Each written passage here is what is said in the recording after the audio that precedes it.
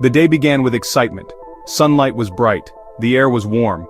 A group of children, full of laughter and energy, stood at the mouth of McDougal's cave. It was a massive opening in the hillside, a dark mouth promising adventure. Tom and Becky were with them, their eyes wide with anticipation.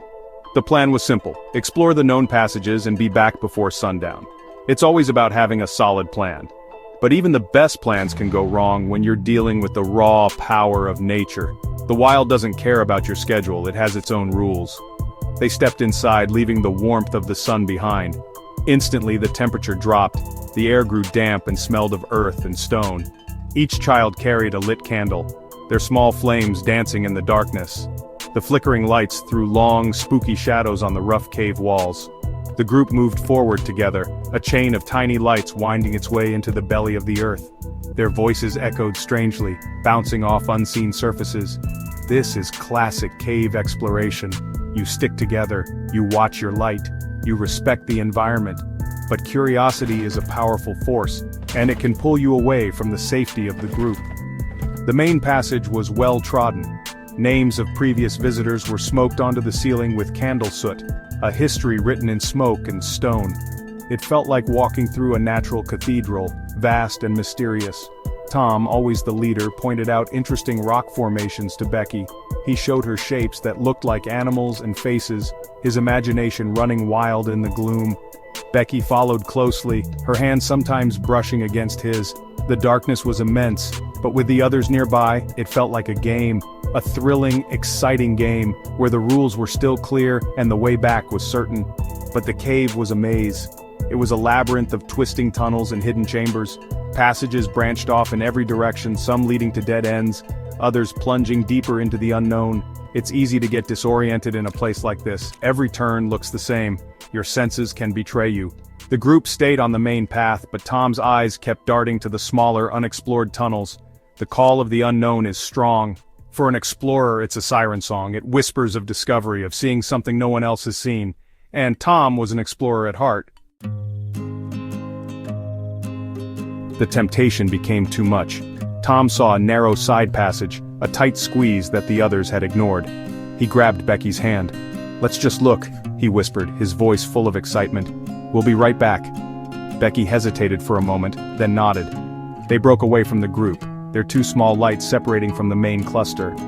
The sounds of their friends faded behind them, replaced by the dripping of water and the scuff of their own feet on the gravelly floor. This is a critical mistake. Never split from the group, never go off the trail. Your safety is in numbers. The new tunnel was a world of its own. It twisted and turned, opening into a small chamber with a stunning underground waterfall. Water cascaded over smooth mossy rocks, its roar filling the enclosed space. The spray felt cool on their faces. They were amazed. They had found a secret. This was their discovery.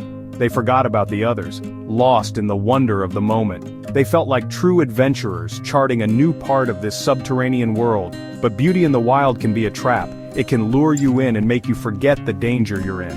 As they explored further, they noticed something else. The ceiling above them was moving. It was a thick, writhing carpet of bats, disturbed by their light and voices.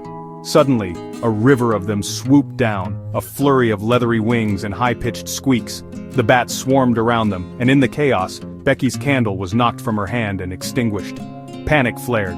Tom grabbed her, pulling her away as the bats flew past. He protected his own candle with his body. In the wild, you have to think fast. Protect your resources, protect your light source. It's your lifeline. When the last bat was gone, a heavy silence fell. They were alone in the dark, with only one candle left. "Which way did we come from?" Becky asked, her voice trembling. Tom looked around. Every direction looked the same. The roar of the waterfall echoed from multiple directions, confusing their sense of direction. They tried one passage, then another. They were lost. The exciting game had ended. The cave was no longer a playground. It was a cold, dark prison, and they had no idea where to find the key. The reality of their situation was beginning to sink in. The hours turned into a day, and then another. Time lost its meaning in the constant darkness. Their only measure of its passing was the shrinking length of their last candle. Tom was resourceful. He found a small trickle of clean water seeping from a rock wall. This was a crucial find. Water is life. You can go for weeks without food but only a few days without water. They had a small piece of cake left from the picnic. They rationed it carefully, each taking tiny bites. Sharing resources is key to survival. It's about teamwork. You're stronger together than you are alone. Tom made a decision. "We have to save the candle," he said. He blew out the flame, plunging them into absolute blackness. The darkness was total. It was a physical presence pressing in on them. They could not see their own hands in front of their faces. Fear, cold and sharp, began to creep in. They huddled together for warmth and for comfort, their small bodies trembling in the damp chill of the cave. In a situation like this, psychological strength is just as important as physical strength. You have to fight the fear. You have to control your mind. Sometimes, they thought they heard voices. Faint shouts echoing from far away. Hope would surge through them. "They're looking for us!" Becky would cry. They would shout back, their voices weak and raw until their throats hurt. But the sounds would fade, replaced by the maddening drip, drip, drip of water. Was it real, or was it just their minds playing tricks on them? The hope would curdle into despair. They felt forgotten, abandoned in the heart of the earth. This emotional roller coaster is exhausting. It drains your energy and your will to live. As they sat in the dark, their hunger growing, their bodies growing weaker, sadness washed over them. They talked about the sun, about their homes, about their families.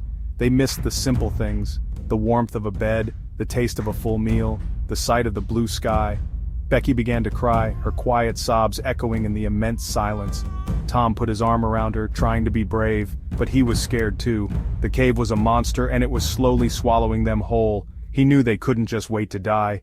Waiting is a passive game. Survival is an active one. Days of darkness had taken their toll. They were weak, their bodies aching from the cold and the hard ground. Their food was long gone. The last piece of their candle was terrifyingly small. Despair was a constant companion, a heavy weight on their spirits. It would be easy to give up. It would be easy to lie down and let the darkness take them. Many people in this situation would do just that. The will to survive is a fire. If you let it, the cold and the dark will put it out. But inside Tom, a small ember of that fire still glowed. He knew they couldn't stay put. Waiting for a rescue that might never come was a death sentence. Their only chance was to move, to explore, to fight back against the cave. He looked at Becky, her face pale and streaked with tears in the brief flickering light of a match he struck to check their surroundings. "I'm going to find a way out," he said, his voice raspy but firm. He explained his plan. He had a kite line in his pocket. It was a long shot, but it was a tool. In a survival situation, you use everything you have. Every resource is a potential key to your freedom. Becky was afraid.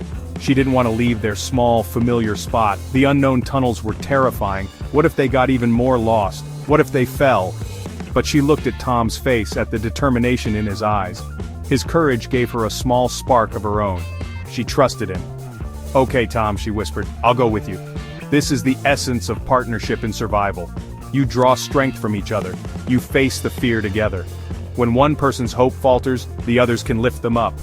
With the kite line tied to a rock, Tom took the last nub of candle and began to crawl down a new passage. He was their scout, their last hope. He moved slowly, his body protesting with every movement. He was exhausted, hungry, and scared. But he was moving. He was fighting. He was choosing to face the monster rather than be eaten by it. This is the moment of truth. It's not about being fearless. It's about being terrified and doing it anyway.